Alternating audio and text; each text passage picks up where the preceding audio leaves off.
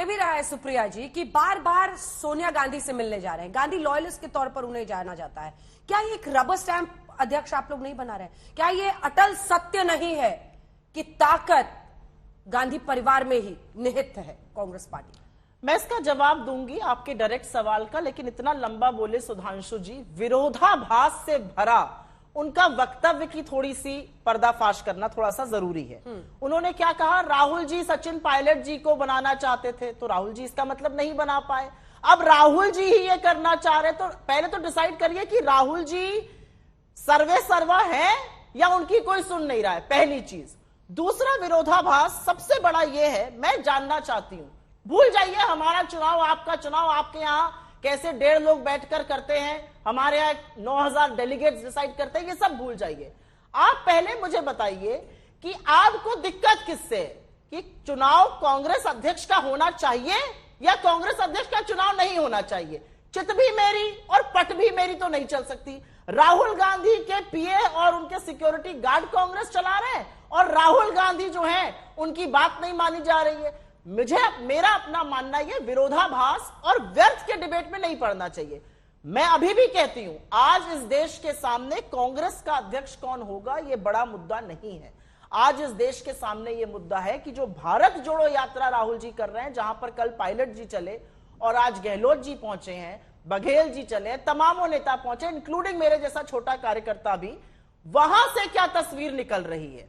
वहां से तस्वीर तो ऐसी अद्भुत आ रही है कि भारतीय जनता पार्टी के प्रवक्ता खुलेआम सार्वजनिक रूप से गोडसे मुर्दाबाद कर रहे हैं। वहां से तस्वीर ऐसी आ रही है कि भाजपा के मंत्री बोल रहे हैं भाई नफरती डिबेट नहीं होने चाहिए। वहां से तस्वीर ऐसी आ रही है कि मोहन भागवत जी जाके इमाम से मिलकर कौमी एकता की बात कर रहे हैं। भला हो ऐसी यात्रा का, और सद्बुद्धि इस देश के हित में बहुत जरूरी है। लेकिन मैं फिर भी कहूंगी कि कांग्रेस अध्यक्ष के चुनाव का फैसला हम करेंगे और वो सही फैसला होगा। आपका जो डायरेक्ट सवाल था, क्या ये रबर स्टैंप होगा? बिल्कुल भी नहीं। मुझे ऐसा लगता है कि पद को त्यागना एक बहुत बड़ी बात होती है। भारतीय जनता पार्टी के प्रवक्ता के साथ बैठी हूं तो एक डायरेक्ट सवाल पूछ अभी तो राजी भी नहीं हुए पद त्यागने के लिए। अरे मैं कह रही हूं, अभी भी सुप्रिया को कह रहे हैं कि देखेंगे वो क्या करते हैं, पहले अध्यक्ष हम लोग बन जाएं, एक शब्द ब शब्द कोट कर रही हूं। बिल्कुल। फिर देखते हैं विधायक क्या कहते हैं। मोह बहुत है उनको राजस्थान के मुख्यमंत्री की। भाई सत्ता से मोह किसको नहीं होता है? सत्ता से मोह क्या मोदी जी को और अमित शाह जी को कम है? जो भी राजनीतिक जीवन में है महत्वाकांक्षा होती है, सत्ता से मोह होना स्वाभाविक है। बिना महत्वाकांक्षा के थोड़ी सुधांशु जी राज्यसभा पहुंच गए। महत्वाकांक्षा रही होगी, इच्छा रही होगी, सत्ता की लोलुपता रही होगी, तभी बेचारे गलत को भी सही ठहराते रहते हैं आधे दिन और जानते हैं कि गलत को सही ठहरा रहे हैं, वो अलग बात है। मेरा अपना मानना है आज भी इस देश में बेरोजगारी और महंगाई 2 बड़े मुद्दे हैं और इतनी नफरत फैलाई जा रही है कि उन मुद्दों से ध्यान भटके।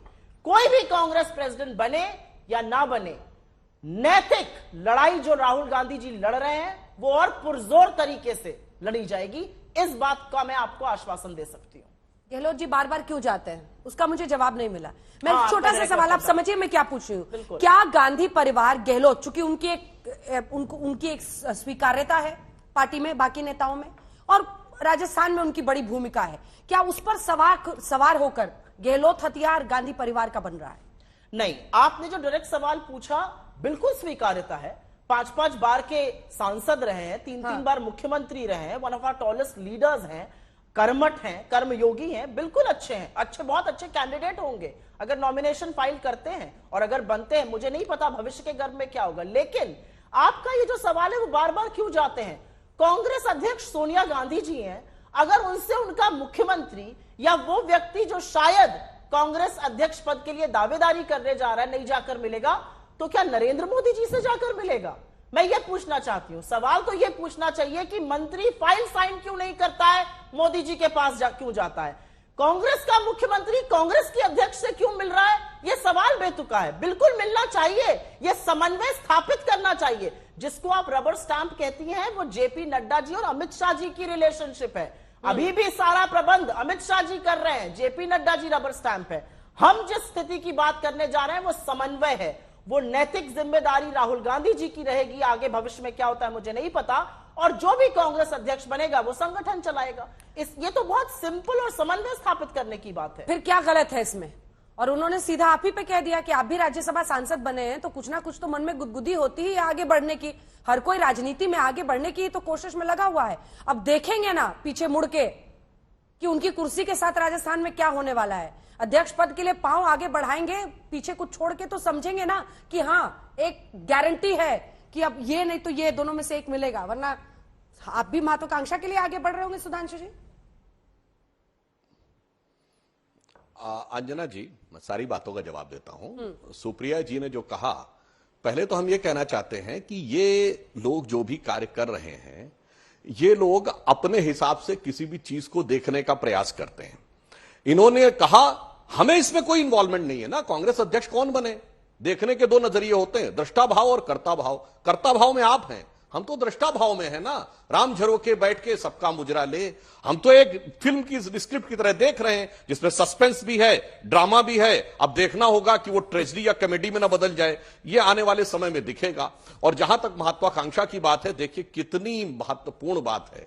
कांग्रेस में यही तो चक्कर है कि सारे के सारे नेता राजनीतिक महत्वाकांक्षा के लिए आते हैं। इसीलिए मैं कह रहा हूं, हमारे यहां नेता आते हैं वैचारिक प्रतिबद्धता के कारण।